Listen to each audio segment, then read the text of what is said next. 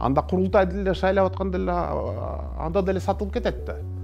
Курултай институтунун өзү боюнча эми ар кандай сөздөр бар. Менимче бул туура эмес. Анткени азыр биз кирбесек, анда жанакы дежурный аксакалдар кирип алат, жанакы акчакалдар деп коет го. Калды эмне кылалы деп уюштуруп аткан болсо, айла жоктон. Анда туура уюштуруш керек. Мыйзам кантип жазган болсо, ошентип уюштуруш керек. Азыр башка революция кылыш керек. Эволюция деген, революция. Башында революцияны башында кылыш керек. Баштан башташ керек.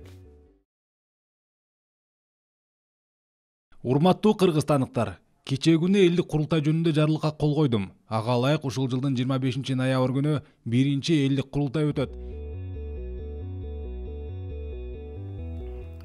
Народный собрание курултайда бүт жанакы коомдун иштери чечилиш, жанакы хандарды да көтөрчү, же хандардын башын алчы, же согушка барабыз, же согушпайбыз дегенде ошондой маселелерди чечичи. Бүт дүйнө жүзүндө жанакы древний Грециядан баштап. Анан кийин ошондой народный собраниялардан, курултайдан кийин ушундай парламент болуп калды. Ошон үчүн азыр бизде парламент иштебеген үчүн ошо эл ошондой үмүттөнүп атат да, дагы бир ушу парламенттин үстүнөн дагы бир ошондой курултай болсун деп. Менимче ал туура эмес болчу. Башында анткени мына парламентибиз барбы, ошол эле курултай болсун, ошого кирели. Эсеби парламентке ошо шайлоочулук сатылып кетсе, анда курултай деле шайлап атканда деле анда деле сатылып кетет да.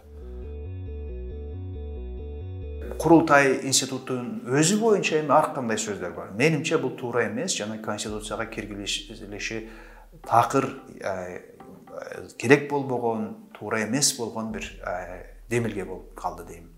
Эгер эми жазылып калды, эмне кылалы деп уюштуруп аткан болсо, айла жоктон. Анда туура уюштуруш керек. Мыйзам кантип жазган болсо, ошентип уюштуруш керек. Уюштурганда кандайдыр бир пайда чыга тургандай кылып уюштуруш керек. Шашылыш түрдө бир күндө жыя коюп, 1000 кишини жыя коюп, алардын кантип тандалышы боюнча эч кандай президенттин жарыялаган жобосунда да, ал жободо келтирилген эки мыйзамдын ичинде да мен карап көрсөм, эч жерде так жолу жок. Мисалы үчүн канча шайлоочу келиш керек, кандай түрдө жүрүш керек ал шайлоолор, кандай жол менен эки шайлоочу, эки делегат шайланышы мүмкүн. Мисалы үчүн ар бир айыл аймактан эки депутат, делегат келиши керек экен. Кантип шайланат, кандай критерий менен, уюштуруу процесстери качан болот, кантип болот, эч кандай деталь жок. Айтылган мөөнөткө мына 4 ай калды, 3 ай калды. Менимче бул ушу акырында жөн гана толгон миңдеген кишилердин убаракерчилигине, канчалаган каражаттын сакталышына, жана акырында жөн гана бир пиар сыяктуу телевизордон күндө көрүп жүргөн бир маалымат, бир бүркүм маалымат эле бир акция болуп калышы мүмкүн. Азыр курултай өзүнчө эле мен эмне үчүн ошон үчүн чакырып атам, кире бергиле деп.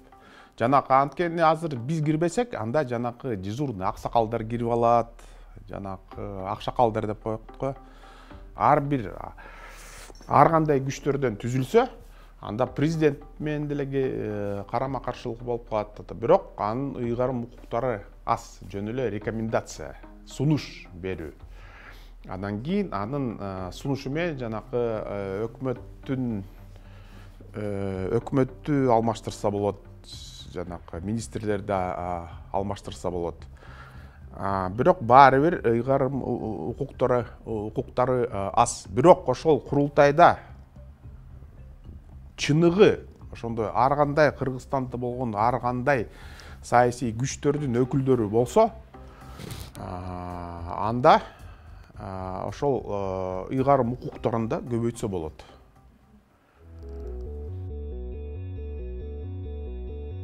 Бирок мен карап атам, азыркы убакытта моундай современный технология болуп атпайбы, информацион. Азыр бүт баарыбыз өзүнчө эле биз средства массовой информация болуп калдык. Ар бирибиз, любой блогерлер, жаңы подписчиктер көп болсо, уже маалымат аябай кең таратат. Ошон үчүн азыркы учурда жанагы прямой түз демократия деген азыр уже киргизсе болот. Ошондой технологиялар бизге мүмкүнчүлүк берет. Анткени мына парламент иштебей атса, элдин өкүлү болбой атса, эл үчүн туруп берип жанагы президенттин алдына кирип кетсе, анда мүмкүн ошол убакыт келди. Ошондой прямой демократияга. Бүт баары жанагы телефондор менен эле.